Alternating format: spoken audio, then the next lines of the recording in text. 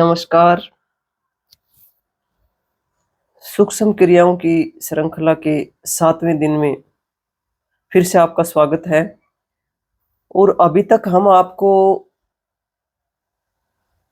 अति सूक्ष्म क्रियाएं करवा के फिर उसको सूक्ष्म और फिर थोड़ा सा और आगे बढ़ाने का प्रयास कर रहे थे, लेकिन कल कुछ लोगों की वार्तालाप से पता लगा कि वो बड़ा निराश और हताश महसूस करते हैं, क्योंकि जीवन भर वो अकर्मण्यता की स्थिति में रहे हैं और अब उनको अपने इस जीवन को एक सही ज्यामिति में लाने के लिए एक सही प्लेटफॉर्म की जरूरत है। और चैतन्य योग पीठ का जो योग का कार्यक्रम है, यानी योग के जो कॉम्बो पैक बनाए हैं, उसका एकमात्र प्रयास है कि जब हम अपने जीवन को सही ज्यामिति में ले आएंगे, क्योंकि कंप्लीट ब्रह्मांड, संपूर्ण ब्रह्मांड एक ज्यामिति है। चाहे कोई दीवार हो, चाहे कोई मकान बनाना हो, हर चीज की एक ज्यामिति है। तो अगर हमारा जीवन एक ज्यामिति में आ जाता है तो हम हर एक कठिन परिस्थिति में आराम से गुजरने में सक्सेस हो जाएंगे। तो कल थोड़ा सा कुछ जब वार्तालाप हुई तो वो लोग बड़े हताश और कुछ अप्रसन्न से दिखाई दे रहे थे। तो हमने पूछा कि भाई क्या बात? तो उन्होंने बताया कि जी बीमारी कोई भी नहीं है, लेकिन फिर भी शरीर में जैसे दर्द की स्थिति रहती है। कोई यहाँ दर्द हो रहा है, कहीं यहाँ कंधे में दर्द हो रहा है, कहीं हाथ में दर्द हो रहा है, और बीमारी कोई भी नहीं है। फिर हमने सोचा कि इसके लिए फिर कोई ना कोई आपको ऐसा अति सूक्ष्म अभ्यास पे लेके आते हैं, और इस अति सूक्ष्म अभ्यास के माध्यम से आप फिर धीरे धीरे अपने सूक्ष्म अभ्यासों पे आएंगे और धीरे धीरे आप हमारे 48 दिन का जो एक ये हमने एक मंडल के रूप में शुरू किया है उसमें शामिल हो जाएंगे।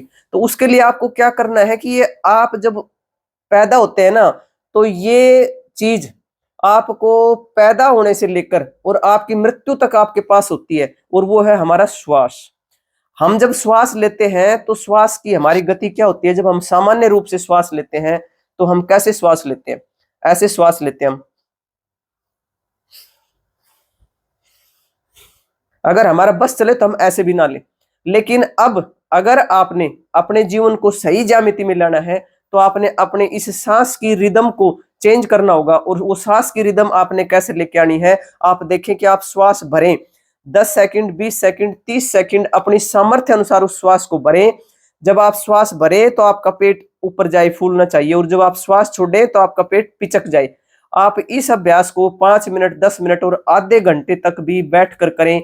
किसी भी जगह बैठ कर करें, आप अपने घर में बैठ कर करें या किसी पार्क में या किसी पहाड़ पे चले जाएं। अगर पहाड़ों पे चले जाएं तो बात ही क्या है, क्योंकि जो दक्षिण हरियाणा है ये भी एक देवभूमि है और यहाँ के लोग भी बड़े शरीफ और भोले भाले लोग हैं, लेकिन लोग पहचान नहीं रहे इस देवभूमि को। कहीं उत्तराखंड में जाते हैं, कहीं हिमाचल में जाते हैं, लेकिन हमारे यहाँ भी पहाड़ों की नेमत बख्शी है। तो आप कभी अपना तलाश करें और पहाड़ों पर जाकर इस तरह के अभ्यास करें। हमने भी एक पहाड़ पर अपना अभ्यास शुरू करवा रखा है, चैतन्य योग पीठ है, आप पता कर सकते हैं, आप वहां भी आ सकते हैं, वहां भी लाभ उठा सकते हैं। तो ये सांस का जो रिदम है इसको कैसे करेंगे एक बार आप देख लें। कैसे श्वास भरना आपने? आप जब श्वास भरेंगे तो देखिए, आप श्वास, आपका पेट फूलेगा, उसके बाद में जब छोड़ेंगे तो आपका पेट पिचक जाएगा।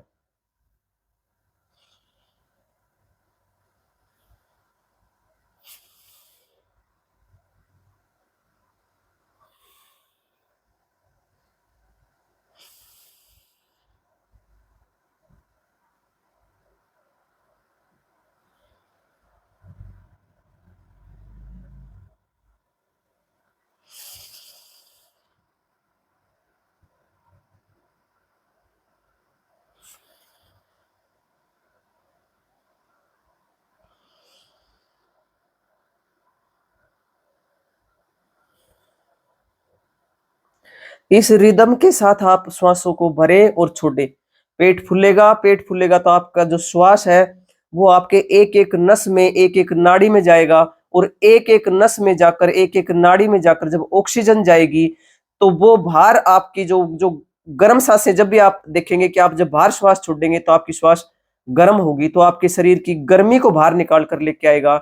और जब आप अंदर शुद्ध ऑक्सीजन जाएगी तो एक एक अंग में जब जाएगी तो आपके शरीर में जो ये दर्द, जो छोटे छोटे हल्के हल्के जो दर्द हैं, जिन दर्दों से आप पीड़ित हैं, आप देखेंगे कि धीरे धीरे जब 5 मिनट, 10 मिनट, 15 मिनट और आधे घंटे तक आप जब इस अभ्यास को करेंगे तो आप 15-20 दिन में पाएंगे कि आपका दर्द गायब हो गया। इसके लिए मैं आपको एक छोटा सा अपना अनुभूति के आधार पर अनुभूत की हुई बात बताती हूँ। एक विटामिन ई की जो टेबलेट आती है जो ग्रीन कलर की होती है उसको खा सकते हैं। तो विटामिन ई की बात जो हम आपको बता रहे हैं ये हमने खुद इसकी अनुभूति की है, इसलिए आपको बता रहे हैं। और आप इन सांसों की जो रिदम है इस सांसों की रिदम के साथ करें। और विशेष ध्यान ये रखें जब आप श्वास भरते हैं जब आपका पेट फूलता है और जब आप श्वास छोड़ते हैं जब आपका पेट पिचकता है तो इस समय को आप डबल कर लें। यानी जब श्वास भरते हैं तो 10 सेकंड अगर कर रहे हैं तो छोड़ते वक्त इसको 20 सेकंड कर लें। अगर आप ये छोटा सा मामूली सा अभ्यास है इसको करेंगे तो देखेंगे कि आपके दर्द शरीर के गायब हो गए। और फिर उसके बाद में आप डे 1, डे 2, डे 3 जो सूक्ष्म क्रियाओं की श्रृंखला है उसको जीवन में शामिल करें। इसके साथ साथ आप एक और अभ्यास भी कर सकते हैं जो कि बहुत ही सूक्ष्म अभ्यास है और उसको हर इंसान कर सकते हैं, जिसको कहते हैं कि भ्रामरी प्राणायाम। भ्रामरी प्राणायाम के बारे में दोबारा विस्तार से बात करेंगे, लेकिन आज भ्रामरी को करके दिखाते हैं ताकि आप अपने इन सूक्ष्म अभ्यासों में उसको शामिल कर लें। तो आपको षष्ठी मुद्रा लगाकर करना है। अगर आप चाहें तो षष्ठी मुद्रा लगाकर कर सकते हैं। अगर आप षष्ठी मुद्रा नहीं लगाना चाहते तो आप सिंपल तरीके से भी उसको कर सकते हैं। तो मैं आपको दोनों तरीके करके बताती हूँ और इसको आप अपने जीवन में शामिल करें। देखें कैसे आपका जीवन रूपांतरित हो जाएगा इन छोटे छोटे अभ्यासों से। सर्वप्रथम हम षष्ठी मुद्रा लगा लेते हैं। ध्यान से देखें, ये आज्ञा चक्र पे आ गई, ये दोनों उंगलियां आपकी आंख के गड्ढे के पास आ गई। उसके बाद वाली फिर ये स्पोर्टिव नाक के पास ही रहेंगी और जो बिल्कुल छोटी उंगली है वो आपको अपने नाक के दरवाजे के पास लगानी है। और जो कान के दरवाजे हैं उनमें आपको अंगूठों को अंदर नहीं घुसाना है। आपने कान के दरवाजों को अंगूठों से बंद करना है और अपनी जीभ को तालू के साथ लगा लेंगे और जैसे भंवरे का गुंजन होता है उस तरह भंवरे का गुंजन करेंगे। और इस अभ्यास को भी आप 5 मिनट, 10 मिनट, धीरे धीरे 1 मिनट से शुरू करके धीरे धीरे इसकी समय अवधि को बढ़ाएंगे। तो शुरू करेंगे।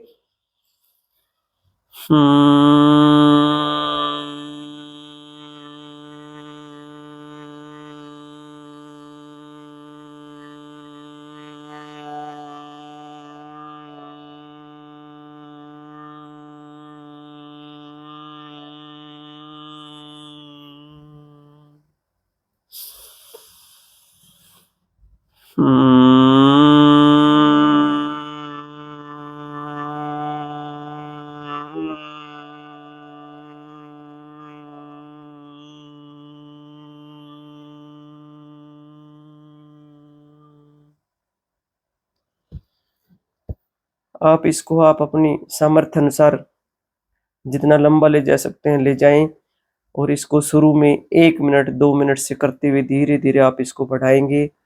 आप चाहें तो षष्ठी मुद्रा लगाकर कर सकते हैं इस अभ्यास को, या किसी भी सुखासन में, पद्मासन में, या जिस भी आसन में आप सुखपूर्वक बैठ सकें।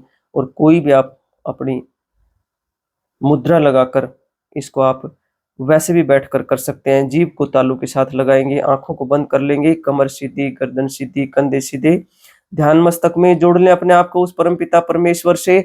उसके सानिध्य में रहकर यदि करेंगे तो आपको ज्यादा फायदा मिलेगा, मानसिक शांति मिलेगी। क्योंकि योगिक क्रियाएं यदि आप करते हैं तो आपको शारीरिक, मानसिक और आध्यात्मिक तीनों लाभ एक साथ मिलते हैं। चेहरे पर प्रसन्नता के भाव रहेंगे और आप इसको बिना षष्ठी मुद्रा के भी कर सकते हैं। जीभ को तालू के साथ लगाएंगे और शुरू करेंगे।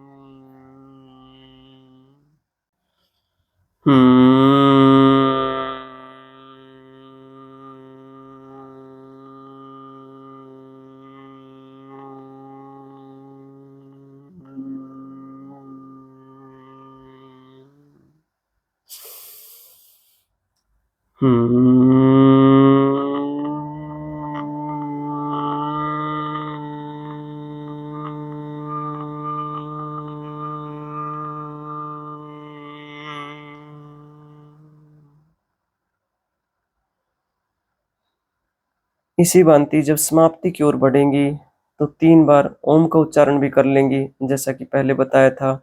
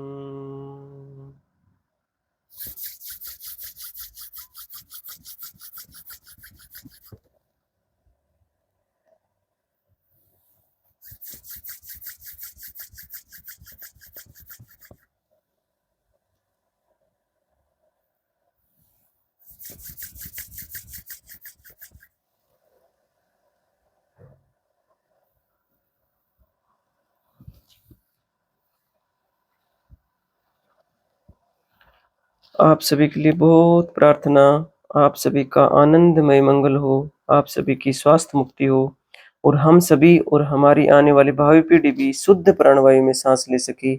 इसी बात के लिए हम निरंतरता के साथ प्रयासरत हैं और जब तक रहेंगे निरंतरता के साथ आपसे मिलते रहेंगे।